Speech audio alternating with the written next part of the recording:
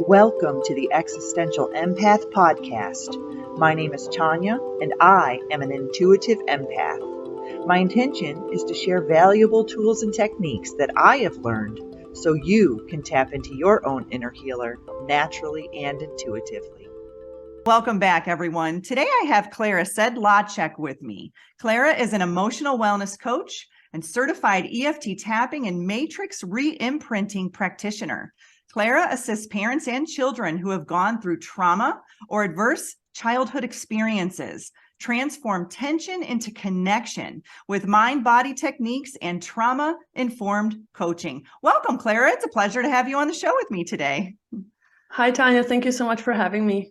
So you and I are going to talk about the anatomy of the stress response in children and how to transform tension into connection. So most of my listeners are familiar with EFT tapping. You know, I'm a practitioner and I've utilized that. But I was just explaining to you before we started recording is that I haven't worked with many little kids or many children when it comes to EFT tapping, or even parents for that matter. I've worked with teens and individuals. So, but I really want to dive into matrix reimprinting because that's a new modality for me. I've heard of it before, but I'm not really sure what it is. And I want to bring this modality to light for the listeners and the watchers out there who have never heard of this before either. So let's talk a little bit about that, what it is and what are the benefits.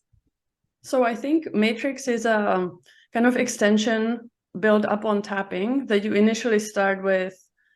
The journey is similar. The start is you've chase the emotion through your body, through your memories, but very quickly you start looking for your echoes, which is your initial inner child, or the energy that you remember, or sometimes you don't even remember the specific moment, but you can just dive in and follow that. And what I find is different than tapping, that sometimes tapping leaves a void after you work through something. You neutralize, but it's kind of you're neither, which is great that you don't react anymore. But matrix allows you to totally reprogram your brain, change your molecular response to that event, which to me, it's an amazing feeling. For years, I had a memory that I would always end up under the table.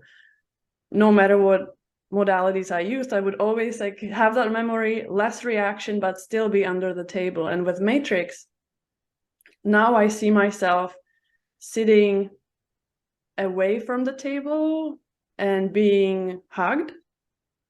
And that's a completely different energy, or an energy when used to be a conflict. Now it's me embracing my whole family, looking at a landscape that is healing after the war. So, you can go generations with this one, which is absolutely amazing. And it helps you to not only heal your energy, but help out and, dive into the energy of your whole environment, family, planet. You can go as big as you wish. It's really amazing. That's amazing. And so similar to EFT tapping, can you do matrix reimprinting on yourself once you learn how to do it? 100%. Okay. And it's all energy based, right? It's all energy based. And, you pretty much the same way you do tapping, you can do matrix. And again, what I say, I think the biggest issue with tapping and matrix is if you're dealing with something traumatic, reach out for help. You can try a little bit yourself, but I find it's too overwhelming to go into it yourself. But for little things, or especially when you're a parent, whenever you feel triggered, that's something from your childhood telling you, hey, take care of me. And it doesn't mean you had a super traumatic childhood. It just means you weren't validated or supported in the moment. But because when we are little, these things matter so much more, they kind of stay with us and we drag them with us because they kind of then, shape your view of the world, and you constantly being triggered by the same issue. Yeah. Even by different people, but, it always shows up in a very similar pattern. And then you can heal those things. You can just neutralize them and change them, and then proceed with like, I would say with elegance, when you're like dancing through the parenting crazy dance, you don't look like you're having a seizure. You're more of you're having a meltdown. yeah. You're more of a elegant dancer, although it's still a dance, and you still have to watch out for pitfalls. And exactly. And it's so beneficial to have these tools on hand, especially when you have children. And like you said, there are times to reach out to a practitioner, and then there's times you can handle things yourself. And I know if, and what I've recognized is working with clients is they'll learn tapping and they'll do certain things on their own, but their subconscious will block certain things too, where they can't get past it, where I can, because I'm looking at it from like a third party standpoint, and I can say, okay, this is exactly where we need to go. And immediately they're like, I don't want to go there. I don't want to go there. And I'm like, well, that's why you're not healing, is because there's a block there. And so, I think learning these modalities, it's so important to learn them on your own, but also to reach out to a practitioner, like you mentioned, because that can be very helpful in peeling away the layers of the onion, so to speak. Right? Totally. And, I find,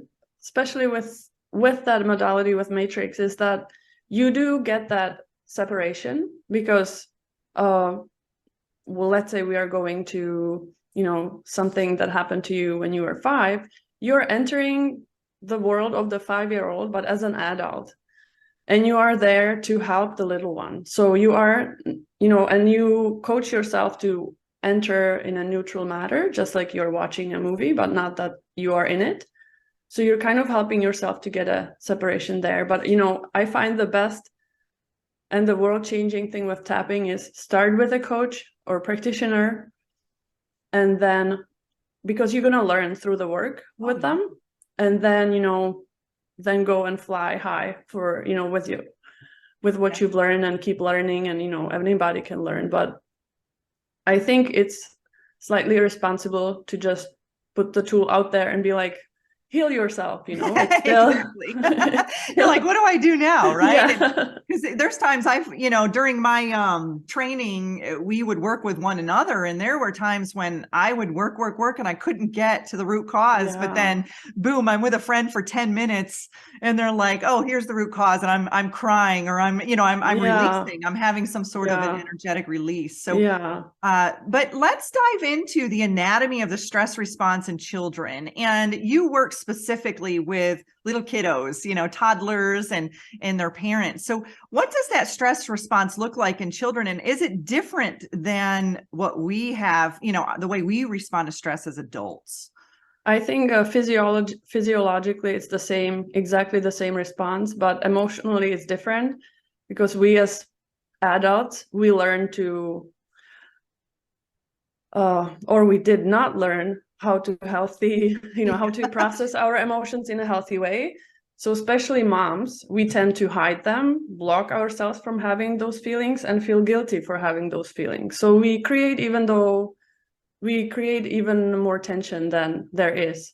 Toddlers, on the other hand, they'll tell you exactly where they are, what they need, and they keep telling you until you help them reach that state.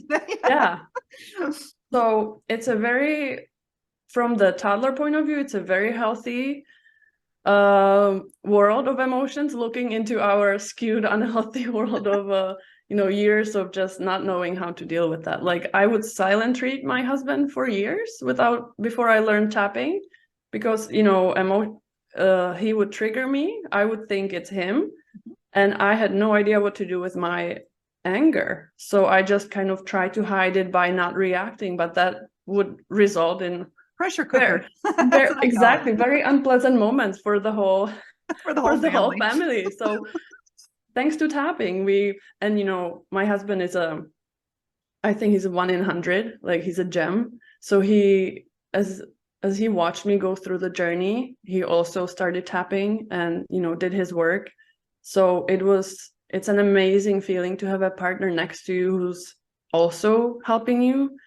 What could it be, helping you figure things out. So we actually purchased a book, like emotional coaching for children, and we did it on ourselves, because we just never learned that. Mm-hmm. And we help each other. Seriously, like you have a toddler, the first thing you have to do is like help them label and then validate emotions. The same thing with adults. I was going to say, as adults, we act like toddlers. Yeah, exactly. We express our emotions. What happens if you don't get validated? Your emotional response freezes. Like you don't know how to cope. So for the next couple of years, you try to figure it out, but then you kind of get stuck like 6, 7, 8 years old, and then what you develop are the coping mechanisms, but not actually, effective emotional regulation. So that's why I think in politics you see so many unhealthy events when you look at the US scene and Mr. Trump and things like that, like Grinch style politicians who never had a chance to have their emotions validated as children. And I think tapping gives you an amazing opportunity, especially Matrix, to go back and have those feelings validated, have those, heal that inner child who's been waiting for you for years to come back. Yeah, and it's so imperative that us as adults go back and learn these tools and techniques. Mm-hmm. I mean, if we as conscious parents can teach our children at a very young age these tools, they are going to be able to cope, in their adult life much better than we have been taught to cope. And, I was a bottler as well. I learned from my mom, and I do feel like, at least in my era, many mothers stayed home with their children, and the children will pick up on, those cues from mom. And so I was always kind of labeled the sensitive one, but I think it's because I'm highly empathic. I was picking up on a lot of emotions around me, and I was, moving those emotions through. But yet, my mom was a much more bottle things up. Don't let people see your weakness. Don't let people see that emotion. And so I learned, that behavior. And looking back at my ex-marriage, I bottled up a lot, and I was a pressure cooker, and then I would lash out and I would explode. And that clearly didn't work out in my favor when it came to that relationship. But then after that relationship, I learned these tools and these techniques. And now, and on top of that, learning muscle testing or applied kinesiology has been very beneficial for me as well, because I can muscle test where did this emotion begin?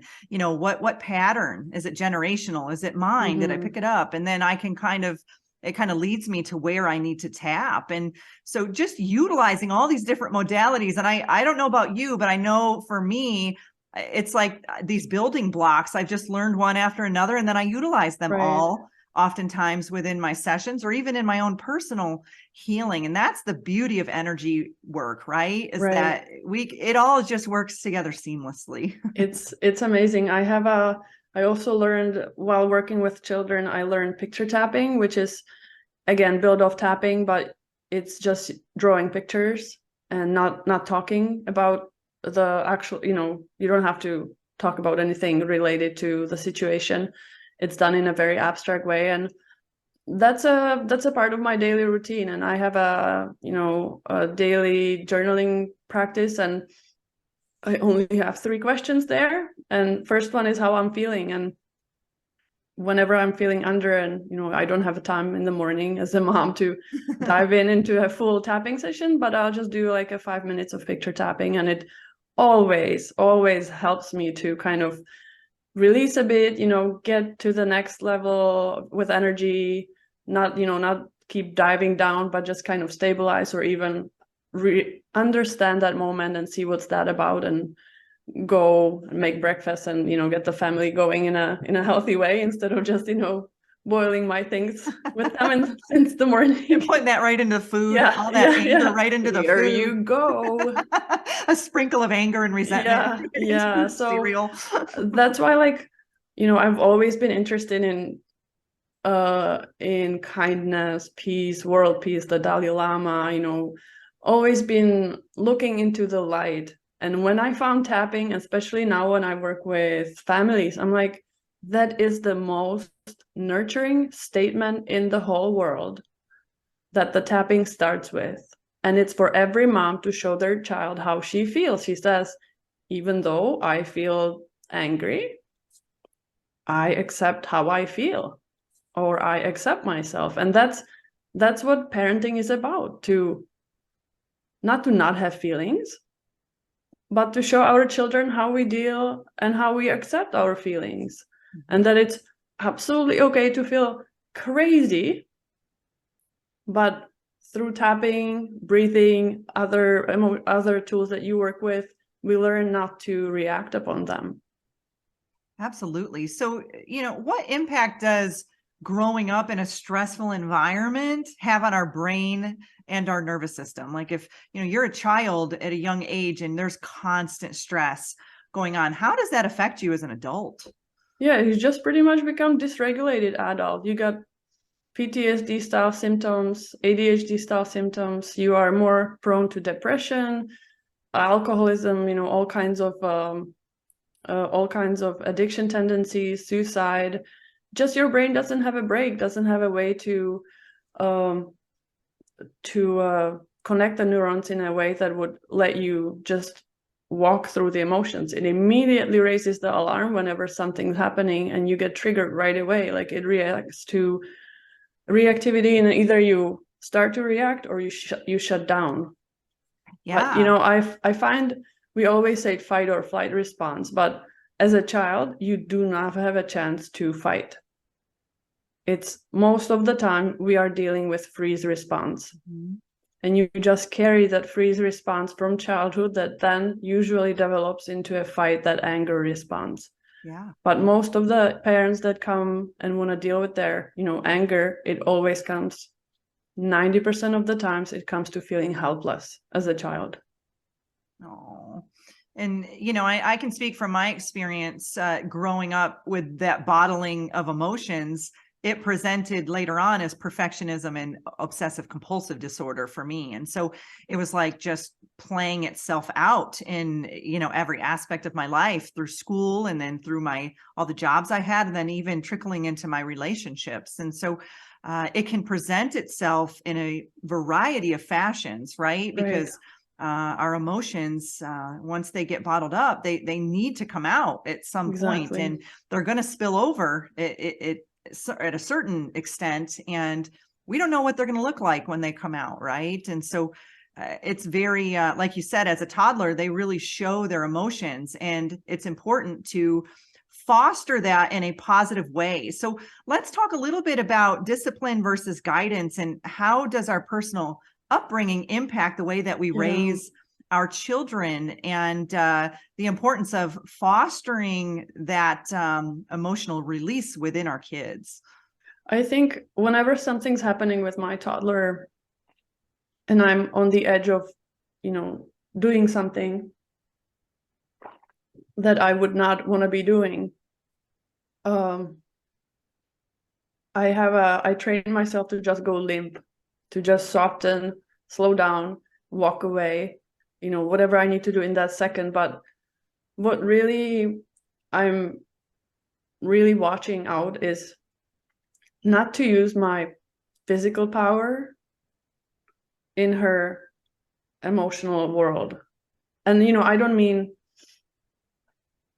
spanking, but like manipulating her physically to go somewhere, not go somewhere, take something from her hands when she doesn't want to give it.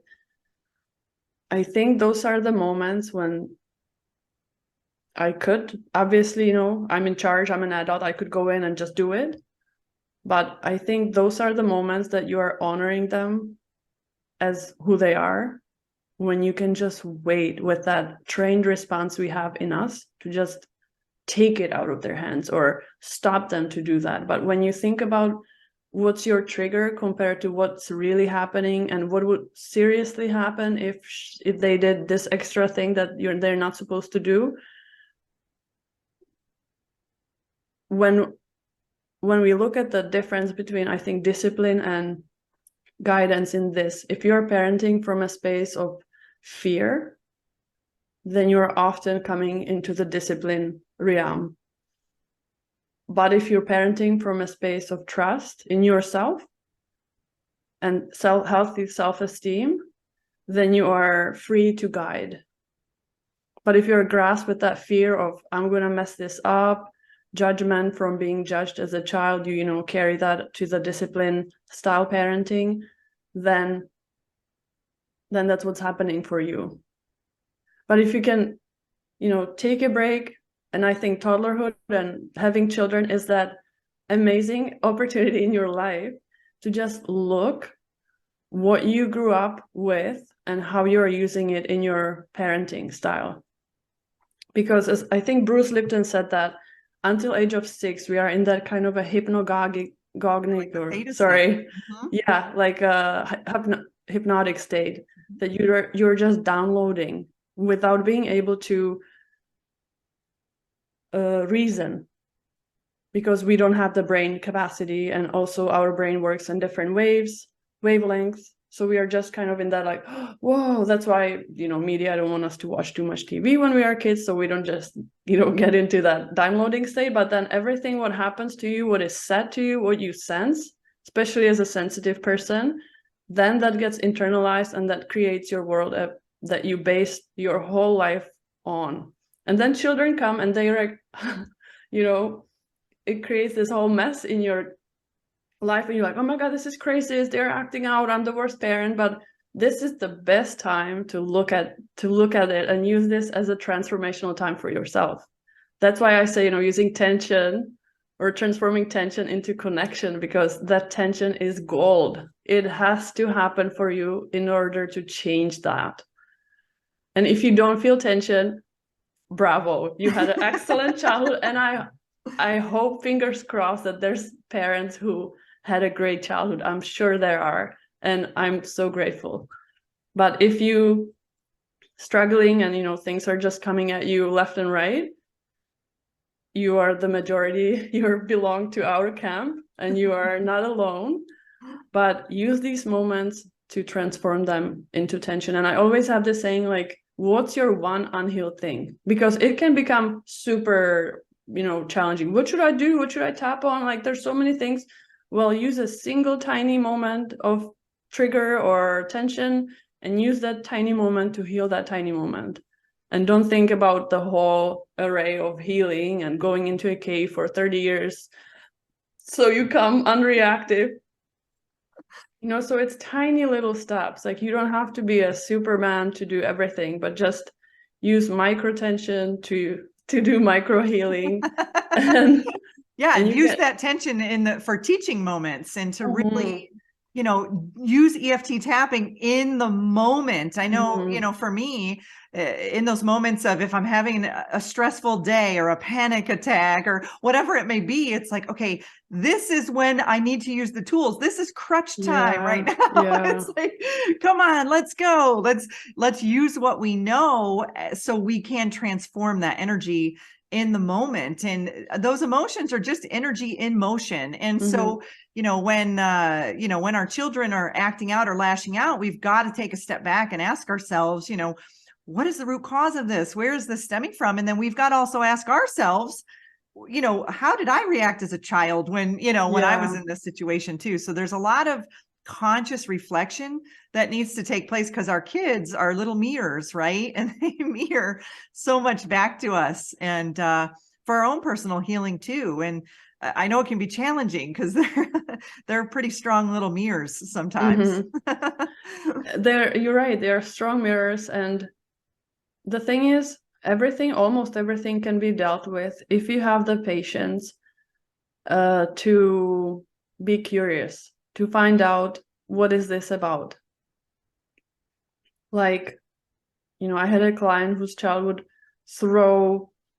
always throw the milk on the ground. Like, she would request milk, get it, throw it on the ground. And obviously that was causing a massive trigger with the mom, and she just couldn't really deal with it. So it would get into that's liquid gold. What are you doing? Right? Like, don't you dare throwing the milk on the ground. Like, her memories of her parents telling her all this, like, can't waste food, and her trying to keep it together. And then what it came to after we did tapping is, it came to her own event with her mom, when she would take things from her, and she would just felt that helplessness in the moment, that she couldn't do anything. But when it happened next time and she had that extra, just little bit of space to ask, okay, what is this about? Ask her daughter, 2-year-old, or, she told her that she wants to pour the milk herself. Oh, she wants a little independence. Yeah, and that was it. After that, no more spilled milk and no more crying over spilled milk. That's funny. But, it's super funny, but like, it gives you that, it doesn't make you a Dalai Lama, that you just like, spilled milk, fantastic, thank you. But it gives you that working space to figure out, what is this about? What is this about within me? And what is this about with you? What can we do about it? Like, how can we do this together? Partnership. Yeah, and using that communication there, and especially, when they're at the age they can talk, and it's got to be frustrating. I mean, we all went through it, those ages where we didn't have our voice yet. And, so what is some advice that you can give to parents to navigate tantrums with peace, especially out in public? I see this a lot. I actually saw it the other day. I was at Target, and this poor mom, she had 3 boys, and they would look like they were all under the age of 5. And she had a little one, and the little one was throwing a fit, and the poor mom just looked exhausted. And so what advice do you have for mothers, or even fathers for that matter, who are in a public place like a restaurant or somewhere where they can help through that tantrum? Forget everybody else. Just go inward and take care about you and your child. Nobody else matters. Although you might have the experience of, your parents being not kind when you had your emotions. Just validate your child's feelings, no matter where they are, what they are doing. And hug them, love them. But forget everything about anybody else. This is your time to build. This is sacred space for you and your child. Nobody else has any room in that. And then, the practical space is, okay, soften your own expectations, soften what you're doing, just soften your inner language to yourself. If you can, do a tapping, just tell yourself, even though I feel this crazy frustration, I'm about to explode, I accept myself. So, first of all, the peace is peace. The P is peace of mind. And you can do the in the now with quick tapping sequence, or you can work, if that's triggering for you, you can do that later on and work on that specific trigger. But get there with the P, with your peace of mind. And then if you enter the tantrum with both of you guys drowning, nobody can help anybody. Exactly. Mm-hmm. But if you can get a little bit of a raft, let's say, you're still there, still not, super cool, but you are holding on to something, you can still help your child more. And just know that these are the most stressful time for your child, but for you too. And we are all in this together. Like, the world without tantrums does not exist. Your role is not to stop tantrums. Your role is just to validate your child's emotion and love them and hold them through it and let them know they are accepted, even though they are going through all these feelings. And you might not understand them. I barely know what it is about. And what I do is to work on my frustration and on my overwhelm. But I'm trying to be the one who has a little bit more floating power than my child. Yeah. But forget anybody else. Like, I have a matrix reimprinting visualization that goes into creating that space. So when the tantrums happen, you're there. You can go in your space right away and you don't have to deal with the world. But, this is your time. And how you respond now will matter how your child will respond to stress 30 years from now. Mm-hmm. So don't rush it. Don't feel like you have to, if your child is too loud, that's okay. Just tell them what you're doing. Say, I'm going to take you. We can be right here. You don't have to go in the restaurant. It's totally safe to take the child somewhere else. But if they are just non-movable, non-responsive on the ground, just lay down next to them. and show them that you understand their frustration. And usually words don't really matter. What matters is your energy and your body language and your eyes and your heart. Yeah. And being present there with the Right, child in that yeah. moment, because, you know, I worked with grieving families for nearly 20 years, and, you know, they too, you know, I'm not saying they threw tantrums, but they definitely had emotional bursts, you know, and really it just came down to needing their basic needs met. You know, maybe they were hungry, thirsty, they needed attention, there was something on their mind, you know, the energy was off, you know, whatever it is. And I think, especially with empathic children, they're picking up on all these different senses, and they're sensory overload, you know. And so us, you know, as adults, we don't always pick up on that. I know for me, I have a very powerful clairaudience, and so loud noises make me very jerky and, you know, very stressed. And so, you know, if you have a child who has clairvoyance, clairaudience, clairsentience, which many of them do, they are picking up on more senses than we can even realize that they're picking up on. And so they could be seeing things on people, or they could be hearing, you know, things. And so we don't really even know, and they don't even know. They're trying to process it all as well. And I can only imagine how intense that can be in a little baby. Know, toddler world is, or even children world is, it's crazy. It's like, imagine you cannot do anything by yourself. Whatever you want, you have to ask someone, and you have to ask someone politely. And if you really need it in the moment, you are expected not to yell. And you cannot go and just open the fridge and eat what you want. You have to wait for someone to give you what you're supposed to eat. And when you go especially to supermarkets, you know, things are there that you want and you cannot have. And that does not happen to our adult world. Like, if I'm craving that chocolate, even though I shouldn't be, I'm gonna get it and then wolf it down in the bathroom, you know. if it comes to my need. You might need a tap on that one. Oops, did I spill out too much? I'm just picking. That sounds like a good one to tap on. Yeah. Obsessive compulsive chocolate shopper. You're a mom and you're in the moment. It's like, you got to do what you got to do. You got to do what you got to do. So they cannot do that. And, you know, things that we understand that are natural and happen to them are not, they don't understand why we have to go to work, why we are rushing them in the morning to schlep them into daycare. These are not children-friendly things. They want to be with us, with our parents. They don't care that we have work. Why should they? They want us to be with them and play with them all day long, pretty much. Or play with their mate. Yeah. But, you know, we have structured society, and they are now being part of so many things that they shouldn't be part of. And they're bucking the system. You know, that every time I pick my child from daycare, it's like an emotional release that she gets when she sees me. And we always have like a little bit of an emotional time. And so when your children go through this, when they know they are supported no matter what, like, that's the best thing you can do for them, and don't worry about the rest. Yeah.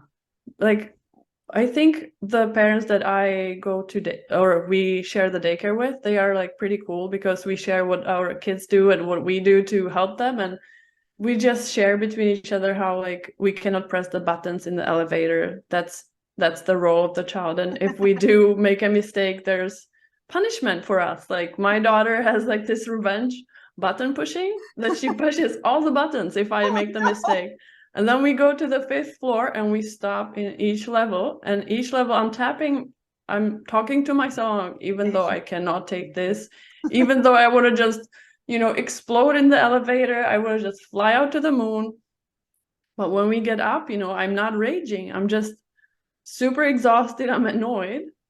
But I still see that little bit of reality there, that, you know, she's 3, she's frustrated, and this is her way of coping. Yeah. And helps me to, because reactivity was or is still my biggest like foe.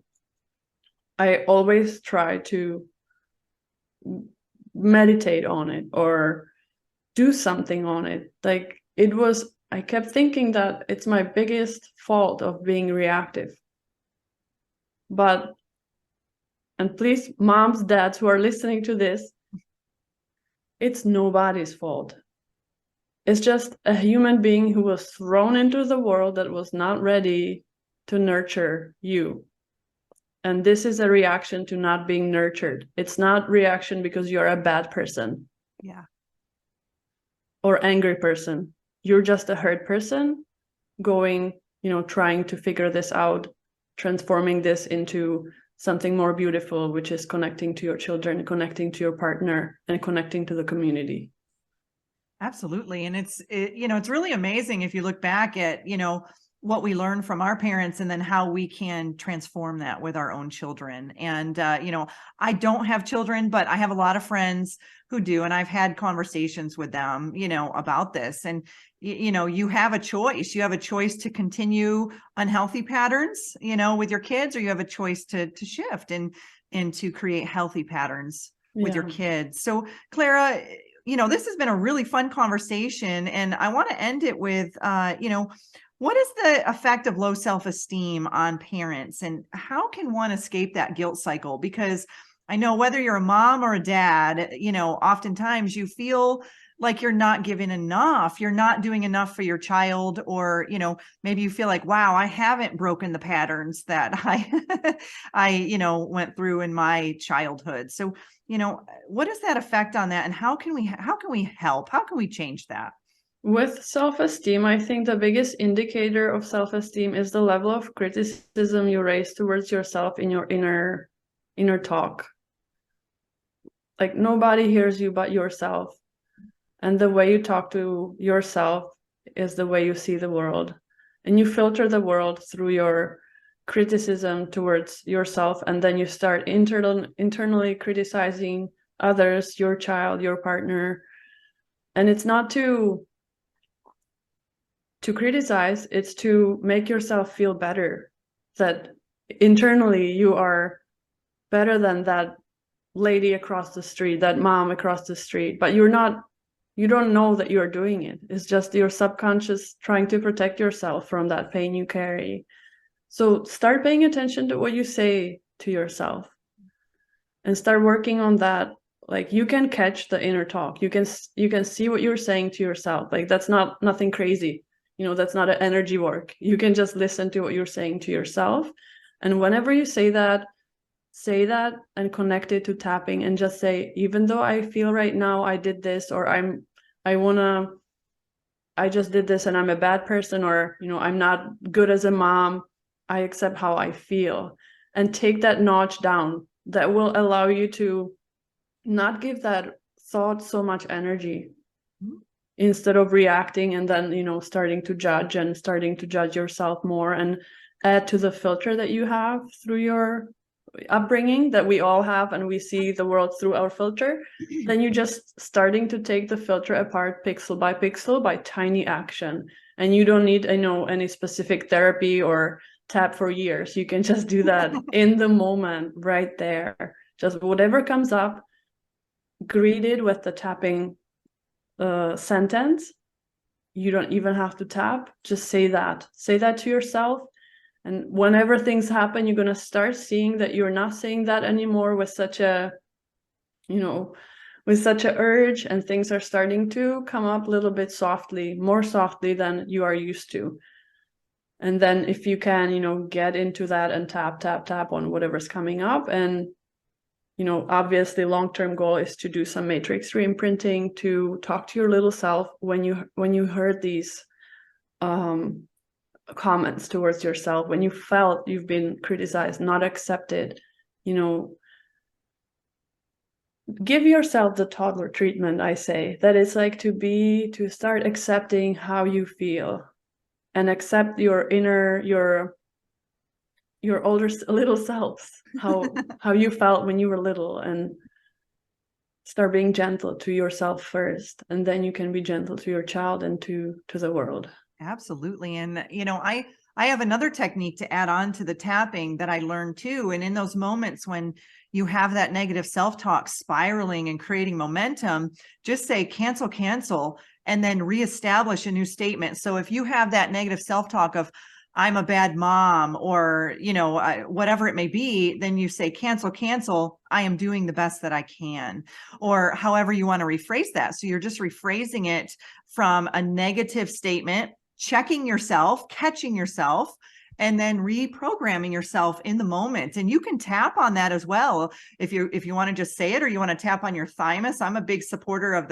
I know the thymus is the 7 point, in the tapping, but I love this point. And I've actually had clients just tap on that the whole session, so, and you don't even have to tap. Like you said, you can hold that point, any of the points, you can just hold them and reprogram yourself in that moment. And you can teach your children these techniques and tools as well. And so, Klara, this has been such an enlightening conversation. I've really enjoyed it. And like I said, even though I don't have children, I know there's many people out there that do. And there's many of you out there that can utilize this information and utilize these very simple, free, easy techniques that EFT tapping and matrix reimprinting can do, for you. So, Klara, how can people connect with you? Where can they reach out? What services do you provide? They can reach out to me through my website, klarasedlacek.com, and if you can put it in the show notes so they know the spelling. I'm also on Instagram, and I offer a virtual retreat, a 6-week retreat where you learn how to nurture the now, release the past, and you learn all these techniques, and you get a mini course on emotion through toddlerhood, and it's a releasing course for there's no homework, it's just nurturing and releasing. Oh, that sounds beautiful. So, Klara, I really appreciate your energy that you're bringing into the world. I appreciate you teaching our toddlers and our parents how to transform tension into connection. So thank you so much for coming on the show today. Oh, it was such a pleasure. What a great talk we had. Thank you so much for having me. You deserve to navigate your life as an empath in alignment with health, happiness, and abundance. To learn more about the services that I provide, including Beyond Quantum Healing Hypnosis, EFT Tapping, and the Emotion Code, visit my website at www.thesoulcafe.org.